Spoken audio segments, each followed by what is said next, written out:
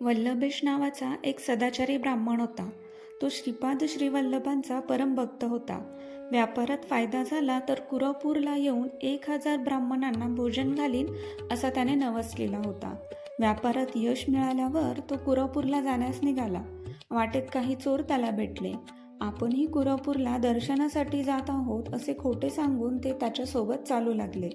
रात्रीच्या वेळी निर्जन स्थळी चोरांनी वल्लभेश ब्राह्मणाचा वध केला आणि त्याचे सर्व धन लुटले. त्याच क्षणी श्रीपाद श्रीवल्लभ जटाधारी यतीच्या रूपात तेथे प्रकट झाले. त्यांच्या हातात त्रिशूळ होते. त्यांनी आपल्या त्रिशूळाने सर्व चोरांचा संहार केला. एक चोर शरण आला आणि त्याने स्वतःला निष्पाप असल्याचे सांगून क्षमा मागितली. श्रीगुरूंनी त्या चोराला विभूती दिली आणि ती मृत अवस्थेत असलेल्या ब्राह्मणाच्या अंगाला लावण्यास सांगितली. त्या विभूतीच्या स्पर्शाने वल्लभेश ब्राह्मण पुन्हा जिवंत झाला. शुद्धीवर आल्यावर ब्राह्मणाला सर्व हकीकत समजली.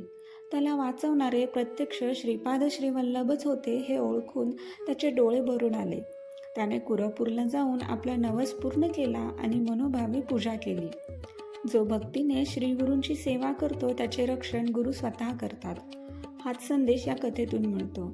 कुरवपूर क्षेत्राचे महात्म्य आणि श्रीपाद श्रीवल्लभ यांचे दिव्य चरित्र भक्तांना आजही आधार देते. अवधूत चिंतन श्री गुरुदेव दत्त.